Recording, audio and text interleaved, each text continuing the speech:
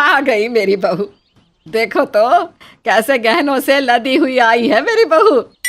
हाँ माँ जी, ये गहने बहुत भारी हैं, मुझे तो समझ में नहीं आ रहा। एक काम कीजिए ना, मेरे सारे गहने आप रख लीजिए। अरे बहू, तूने तो मेरे मुंह की बात छीन ली। हे भगवान, कितनी संस्कारी बहू दी है मुझे। ऐसी बहू पाकर मैं तो धन्य हो गई। अब पूजा अपने सारे गहने उतार कर अपनी सास के हाथ में पकड़ा देती है। इतने कीमती गहने अपने हाथों में देख सीमा की खुशी का ठिकाना नहीं रहता। मेरी खाली तिजोरी भी अब गहनों से भर जाएगी।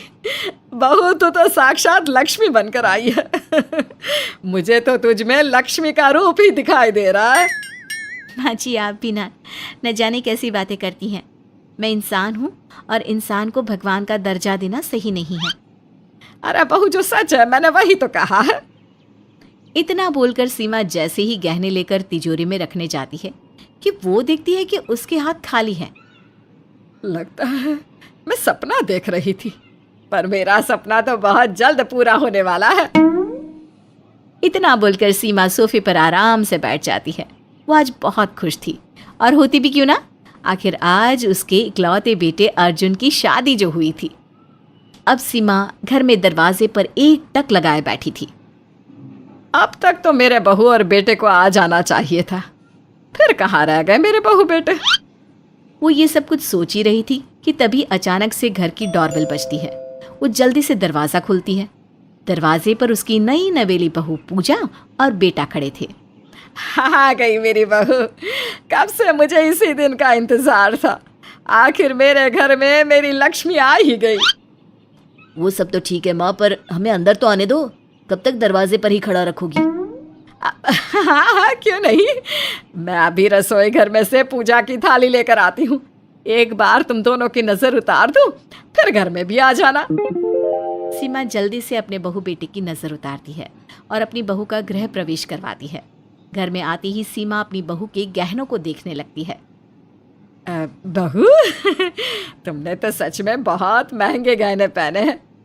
ये गले का हार देखकर तो ऐसा लग रहा है मानो जैसे डायमंड का हो। माँ जी, लग नहीं रहा ये डायमंड का है, ये है ही डायमंड का। और ये देखिए मेरे हाथों के कड़े, ये सोने के हैं, जो मेरी दादी ने मेरी माँ को दिए थे। और अब मेरी माँ ने मुझे। क्या पुश्तैनी कड़ा? मैंने तो बस आज तक टीवी में देखा था, आज हकीकत में भी देख लिया। अच्छा माँ, अगर आपने गहने देख लिए हो तो क्या अब हम अपने कमरे में जाए? दरअसल हम दोनों बहुत थक गए हैं। अरे चले जाना, पर उससे पहले मैं अपनी बहू का सामान तो ले लूं, जो मेरी बहू अपने मायके से लेकर आई है। पर सारा सामान तो शादी से पहले ही दे दिया था, फिर अब कौन सा सामान रह गया माँ जी? अरे बहू, जो तुमने गहने पहने हैं वो। अब चलो, बिना समय गवाए फटाफट अपने सारे गहने उतार कर मुझे दे दो। मैं तुम्हारे सारे गहने लॉकर में रख दूंगी। अब जैसे ही पूजा को पता चलता है कि उसकी सास उसकी गहने मांग रही है, तो उसका मुंह देखने लायक हो जाता है और वो बड़ी हैरानी के साथ अपनी सास को कहती है, पर मैं अपने सारे गहने आपको क्यों दूं? ये गहने मुझे मेरे माँ बाप ने दिए हैं, और वैसे भी ये मांग टीका हार, कड़ा, पायल सब कुछ मेरी पसंद का है, तो फिर मैं अपनी पसंद की चीजें आपके लॉकर में क्यों रखूं? अरे रखने के लिए बहू, वैसे भी मैं तुझसे तेरी चीजें छीन थोड़ी ना रही हूँ। ये सब बहुत महंगी और कीमती चीजें हैं, कहीं तू इसे खो ना दे, इसलिए तुझसे ले रही हूँ, ताकि मैं इन्हें संभाल कर लॉकर में रख दूँ, और जब तुझे जरूरत हो तू अपनी चीज मुझसे मांग लेना। हरगिज नहीं, मैं अपनी चीज कभी किसी को नहीं देती। अगर आपको इतना ही कुछ संभाल के रखने का शौक है तो आप अपने गहने मुझे दे दो, मैं आपके गहने संभाल के रख दूंगी, और जब आपको जरूरत हो तो आप मुझसे मांग लेना। पूजा के इतना बोलते ही सीमा पर मानो जैसे आसमान टूट पड़ता है। आज तक जो सीमा पूजा से प्यार से बात कर रही थी, वो एकदम से पूजा के ऊपर भड़क उठती है। तेरे माँ बाप ने तुझे कुछ सिखाया नहीं क्या कि सास से कैसे बात करते हैं? अभी तुझे इस घर में आए एक दिन भी नहीं हुआ और तू मुझे अपना असली रंग दिखा रही है, गिरगिट कहीं के। गिरगिट मैं नहीं, गिरगिट आप हो। जब तक गहने चाहिए थे कितने प्यार से बात कर रही थी, अब मैंने जब अपने गहने आपको देने से मना कर दिया तो मुझ पर भड़कने लगी हो।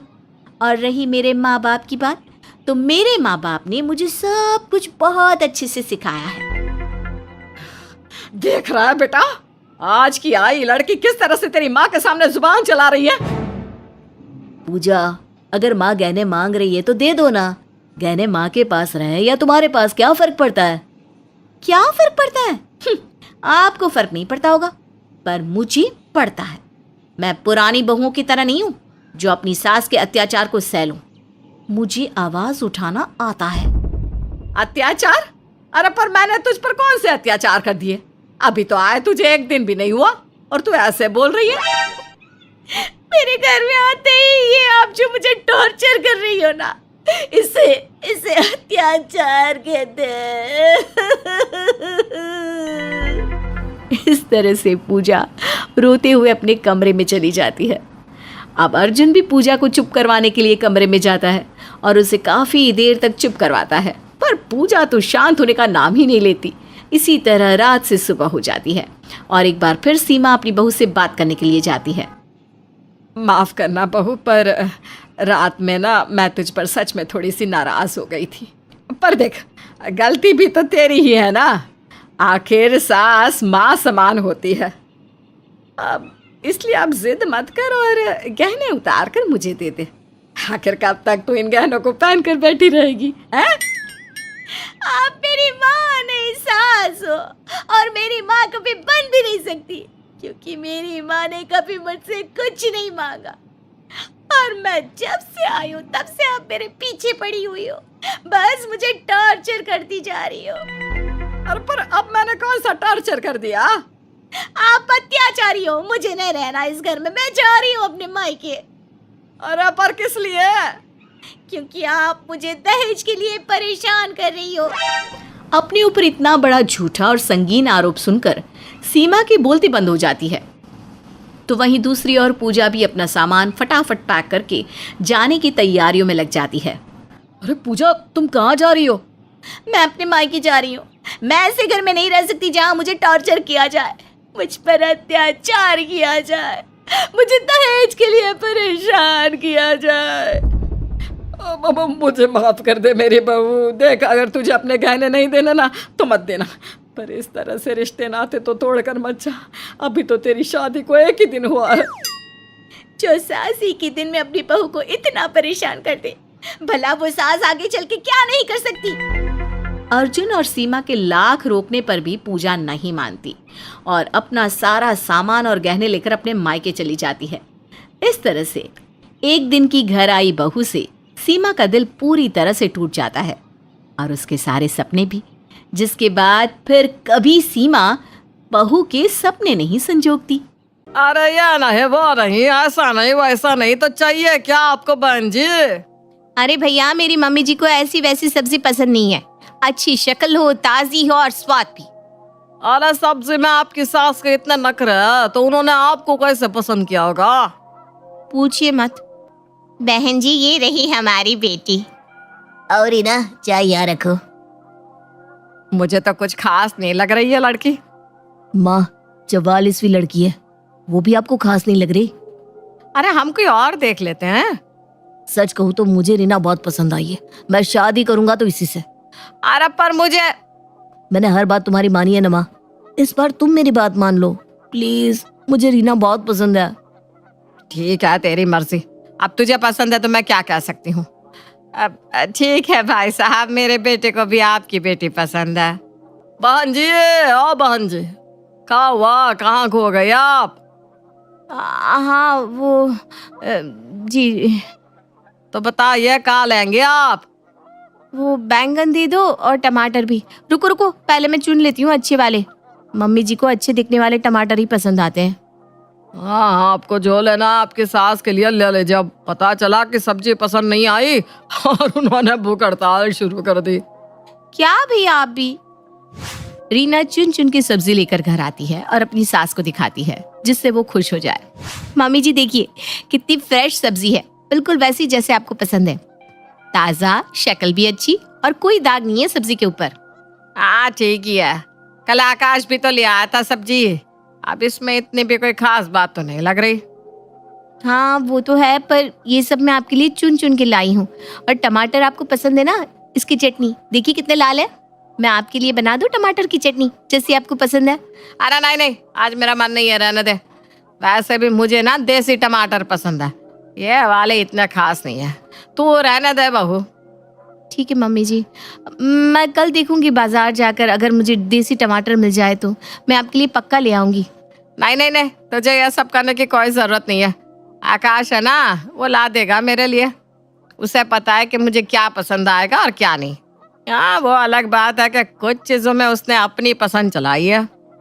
हाँ, जैसे पत्नी को पसंद करने में। हाँ, पर उसे पता है अगर मुझे कोई चीज पसंद नहीं आती तो मैं कभी उसे दिल से नहीं अपनाती। हाँ, वो तो मुझसे बेहतर कौन जानता है मम्मी जी। क्या हुआ, अब मन में खड़ी बुराई कर रही है क्या मेरी? अरे नहीं नहीं मम्मी जी, मैं क्यों आपकी बुराई करने लगी। मैं तो चाहती हूँ आप खुश रहें, मुस्कुराए। तेरा मतलब है कि मैं खुश नहीं रहती, मुस्कुराती नहीं, मुंह फुलाए घूमती हूँ? ऐसा कहना चाहती है क्या तू? अरे नहीं मम्मी जी, आप गलत समझ रही हैं। मेरा वो बिल्कुल मतलब नहीं था। वो तो मैं बस। वो तो मैं क्या, आजकल की बहुओं को तमीज ही नहीं है बड़ों से बात करने की, सीधा मुंह पे जवाब दे देती है। मम्मी जी, मैं ऐसा कुछ नहीं कहना चाहती थी। अरे माँ छोड़ो ना, रीना की बातों का ये मतलब बिल्कुल नहीं था। वो तो उल्टा ये दुआ कर रही थी कि आप खुश रहें, मुस्कुराए। उसमें भी दिक्कत है क्या आपको अब? उसमें भी का क्या मतलब होता है? मैंने आज तक तेरी बीवी को कुछ नहीं कहा, पूछ इससे। पता नहीं क्या कान में भड़काती रहती है पूरा दिन, जो ऐसे आकर तू मुझे कह रहा है। अरे माँ, रीना तुम्हारे बारे में मुझसे कभी कुछ नहीं कहती, सच। हाँ, अब यह तो दुनिया की रीत है ना कि शादी के बाद बेटा माँ का कहाँ रहता है, पराया हो जाता है, बीवी के आगे पीछे घूमता है। ऐसा कुछ भी नहीं है माँ। ठीक है, आई एम सॉरी, मैंने तुमसे कुछ कह दिया। अब चलो मान भी जाओ। मुझे भी माफ कर दीजिए मम्मी जी, मेरी वजह से आपका मन दुख हो तो। हाँ हाँ, अब ठीक है, मेरा दिल बहुत बड़ा है इसलिए सबको माफ कर देती हूँ। ये हुई ना बात। अच्छा, अब मैं चलता हूँ ऑफिस, मुझे लेट हो रहा है। ध्यान से जाना मेरा राजा बेटा। रीना की लाख कोशिशों के बाद भी रीना अब तक कावेरी की पसंद नहीं बन पाई थी, लेकिन उसने भी हार न मानने की कसम खा ली थी। वो रोज कावेरी का मन जीतने की कोशिश करती, रोज कुछ ऐसा करती जो कावेरी को इम्प्रेस कर सके। अरे बहन जी, आपने इतनी साड़ियाँ देखी है, अभी तक आपको कोई पसंद नहीं आ रही क्या? अरे भैया, मुझे आपकी दुकान की सबसे बेहतरीन साड़ी दिखाइए ना। अच्छा अच्छा, समझ गया, अपनी सास को देनी है ना आपको। आपको कैसे पता? अरे मैडम जी, जब भी कोई लड़की आकर ये कहती है ना कि मुझे सबसे बेहतरीन साड़ी दिखाओ, तो वो अपने लिए मांग रही होती है, जिससे वो होने वाले पति को इम्प्रेस कर सके। लेकिन कोई शादीशुदा औरत आकर कहती है ना सबसे अच्छी साड़ी दिखाओ, इसका मतलब उसके और उसकी सास के 36 के आंकड़े हैं और बहू सास को इम्प्रेस करना चाहती है। भैया, अब तो बड़ी स्मार्ट हो, अब प्लीज मदद भी कर दीजिए। अरे बहन जी, मैं आपको एक ऐसी साड़ी दिखाता हूँ जो पूरे जयपुर में आपको कहीं नहीं मिलेगी, और उसे देखकर आपकी सास आपको गले लगा लेगी। अच्छा, फिर तो जल्दी से दिखाइए। ये देखिए, ऐसा काम और ऐसा कपड़ा आपको कहीं नहीं मिलेगा। ये आपको मार्केट में मिल जाए तो नाम बदल डालूंगा अपना। वाह, ये तो सच में बहुत सुंदर साड़ी है भैया, पर थोड़ी सी महंगी है बहन जी। अरे कोई बात नहीं, मैं अपनी साड़ी नहीं ले रही हूँ, आप ये दे दीजिए मुझे। ठीक है, मैं पैक करवा देता हूँ आपके लिए। इससे देखकर तो माँ जी पक्का खुश हो जाएंगी, उन्हें इस तरह की महंगी साड़ियाँ पसंद भी है बहुत। रीना यही सोचकर साड़ी लाती है कि उसकी सास साड़ी देखकर बहुत खुश हो जाएगी, लेकिन उसे क्या पता था कि उसकी सास उसे नीचा दिखाने के लिए किसी भी हद तक जा सकती है। आकाश, ये देख कितनी महंगी साड़ी ले आई है ये। मैंने कहा था इसे इतनी भी छूट मत दे कि सर पे चढ़ जाए। अब देखा इसके कारनामे, साड़ी की कीमत देखकर ही मुझे तो चक्कर आ रहा है। रीना, तुम इतनी महंगी साड़ी क्यों लाई हो? माँ की बात तो सही है, ये बहुत ही महंगी है। हाँ मैं जानती हूँ, पर ये साड़ी मैं मम्मी जी के लिए लाई हूँ। उन्हें ऐसी महंगी साड़ियाँ पसंद है ना, इसलिए मैंने अपनी साड़ी नहीं ली और उनकी साड़ी ले ली। वाह वाह वाह, उल्टा चोर कोतवाल को डांटे। पहले तो ये इतनी महंगी साड़ी ले आई, उसके बाद पूछने पर गलती मानने की बजाय मेरा नाम दे रही है कि मम्मी जी को महंगी साड़ी पसंद है। तुम जितनी सीधी दिखती हो ना, उससे कहीं ज्यादा होशियार हो बहू, सच में। मैं सच कह रही हूँ मम्मी जी, मैंने ये साड़ी आपके लिए ही खरीदी है और इसीलिए तो मैंने अपनी साड़ी भी नहीं ली, क्योंकि मुझे पता है कि ये बहुत महंगी है। माँ, रीना कह रही है तो मान लो। वो कितने प्यार से तुम्हारे लिए साड़ी लाई है। और देखो ना, सच में वो अपने लिए भी साड़ी नहीं लाई, सिर्फ तुम्हारे बारे में सोचकर। हाँ, बड़ी आई मेरे बारे में सोचने वाली। मेरे बारे में सोचने के लिए मेरा बेटा है, वो मुझे हर महीने एक अच्छी से अच्छी साड़ी दिलवाता है। तुम्हें मेरे बारे में सोचने की कोई जरूरत नहीं है। ये तो यही साबित करना चाहती है ना कि मैं कितना खर्च करवाती हूँ, कि इतनी महंगी महंगी साड़ियाँ लेती हूँ। यही साबित करना चाहती हो ना बहू? नहीं माँ जी, ये तो आपका हक है। आपका बेटा इतना कमाता है, आप कोई भी साड़ी ले सकती हैं। मुझे तो लगा मैं आपके लिए कोई तोहफा ले आती हूँ, इसलिए मैं आपके लिए साड़ी ले आई बस। बस, अब और कुछ कहने की जरूरत नहीं है। सब समझती हूँ मैं। तुम अपने पति के सामने अच्छा बनने की कोशिश कर रही हो, जिससे मेरा बेटा हमेशा ही तुम्हारी साइड लेता रहे। माँ, ये कैसी बात कर रही हो तुम? मैं रीना को जानता हूँ, वो ऐसा कभी कुछ कर ही नहीं सकती। वो सच में तुम्हें खुश करना चाहती है, लेकिन तुम हो कि कभी उसकी कोशिश को देखती ही नहीं। हाँ, मैं ही बुरी हूँ ना। पहले मेरा बेटा मेरी कोई बात नहीं टालता था, मेरी हर ख्वाहिश पूरी करता था, कभी मुझे सामने जवाब नहीं देता था। लेकिन अब देखो, उसे हर बार मैं ही गलत दिखती हूँ। नहीं नहीं मम्मी जी, ऐसा कुछ भी नहीं है। मैं आपको सॉरी कहती हूँ, मेरी वजह से इन्होंने आपको कुछ कह दिया। सुनिए ना, मम्मी जी से माफी मांगिए ना, देखिए उनका दिल कितना दुखा है। अरे पर मुझे माफ कर दो मम्मी, मेरा वो मतलब बिल्कुल नहीं था। देखा, मेरा बेटा मुझसे कितना प्यार करता है, मुझे बिल्कुल भी दुखी नहीं देख सकता। तू चाहे कितनी भी कोशिश कर ले बहू, मेरा बेटा नहीं बन सकती, समझी? मेरे बेटे जैसा प्यार मुझे कोई और कर ही नहीं सकता। जी मम्मी जी, मैं ध्यान रखूंगी कि आगे से आपको शिकायत का मौका ना दूं। रीना को यूं बेइज्जत होता देख आकाश को अच्छा नहीं लगता था, क्योंकि वो जानता था कि रीना के मन में उसकी माँ के प्रति बहुत प्यार और इज्जत है। लेकिन बस उसकी माँ ही रीना को अपनाना नहीं चाहती। उस दिन मुझे तुम्हें शादी के लिए हाँ नहीं कहना चाहिए था। क्यों जी, मुझसे कोई गलती हो गई है क्या? मैं माफी मांगती हूँ कि आज मैंने इतनी महंगी साड़ी ले ली। मैं आगे से कोई ऐसा काम नहीं करूंगी जिससे आपको या माँ जी को दुख हो।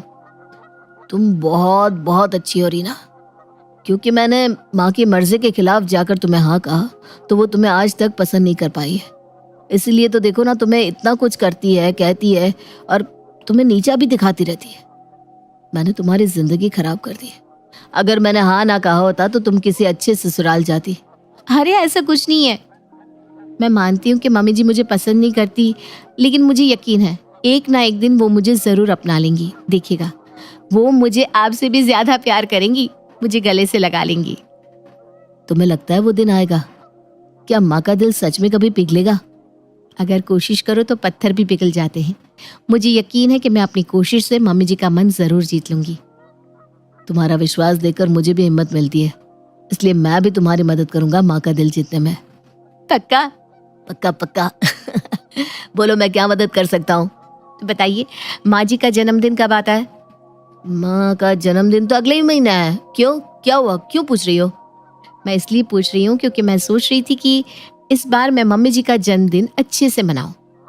मैंने एक बार उनके मुंह से सुना था कि उन्होंने कभी अपना जन्मदिन अच्छे से नहीं मनाया, इसलिए इस बार मैं उनकी सहेलियों को भी बुलाऊंगी और उनके लिए खुद केक भी बनाऊंगी। सुना था शादी के बाद बीवी पति को खुश करने के लिए केक और पार्टी रखती है। लेकिन यहाँ तो मेरी बीवी अपनी सास का जन्मदिन मना रही है। बोलो। हाँ, क्योंकि आपकी माँ को खुश करना भगवान को धरती पर लाने के समान है। ये बात सही कही तुमने। और वैसे भी मेरे पतिदेव तो मुझसे ऐसे ही इम्प्रेस्ड है। क्या? अरे हम तो आपके गुलाम हैं, गुलाम मेम साहब। रीना ने कावेरी का जन्मदिन धूमधाम से मनाने का सोचा था, इसलिए उसने 1 महीने पहले ही सारी तैयारियां शुरू कर दी थी। कविता आंटी, आप आएंगी ना तो मम्मी जी को बहुत अच्छा लगेगा। सच में, आप इतनी पुरानी सहेलियां हैं, आप जरूर आइएगा। ठीक है, अब मैं फोन रखती हूँ। मम्मी जी की सहेलियों को तो बोल दिया, केक बना दिया है, अब नाश्ता बना देती हूँ जल्दी से। मम्मी जी को चाट बहुत पसंद है और छोले भटूरे, सबसे पहले यही बना देती हूँ। मैं तुम्हारी कोई मदद कर दूं? नहीं नहीं नहीं, सब कुछ बन गया है। आप चक्कर बताइए ना कैसा बना है, मम्मी जी को पसंद तो आएगा ना। ठीक है, लाओ मैं टेस्ट कर लेता हूँ। मेरे बेटे से रसोई में काम करवा रही है, पता नहीं क्या खिचड़ी पका रही है, कल से भाग दौड़ में लगी हुई है। ऐसा भी क्या कर रही है ये? और मेरा बेटा तो इसके पीछे लट्टू हुआ पड़ा है। जन्मदिन की शुभकामनाएं हो कावेरी। अरे तुम सब यहाँ? अरे तेरा जन्मदिन है ना, इसलिए पार्टी करने आए हैं। तेरी बहू ने हमें फोन किया था। हाँ माँ, और ये देखो रीना ने तुम्हारे लिए केक भी बनाया है। मुझे पता है ये सब मेरे बेटे का ही आइडिया होगा। वो मुझसे इतना प्यार जो करता है। थैंक यू आकाश। लेकिन माँ, मैंने कुछ नहीं किया। अरे तुम लोगों को पता है कब से रसोई में खड़ा है बेचारा, मेरे लिए सब बना रहा था। अरे वाह बेटा, तूने तो बहुत अच्छी पार्टी रखी है माँ के लिए। अरे ये सब रीना ने किया है आंटी जी। उसे ना अपनी तारीफ करने की आदत नहीं है, क्या करे आप। मम्मी जी आइए, केक काट लीजिए। हाँ हाँ चलो। रीना की इतनी मेहनत के बाद भी कावेरी ने उसका एक बार भी नाम नहीं लिया और ना ही उसे केक खिलाया। पर इस बात का आकाश को बहुत ज्यादा बुरा लग गया था। माँ, मुझे तुमसे बात करनी है। अरे आज मैं बहुत खुश हूँ कि तूने मेरे लिए इतनी अच्छी पार्टी रखी। माँ, मैंने कुछ नहीं किया। इस पार्टी के लिए ये सब रीना ने किया है। और तुमने उसे केक तक नहीं खिलाया।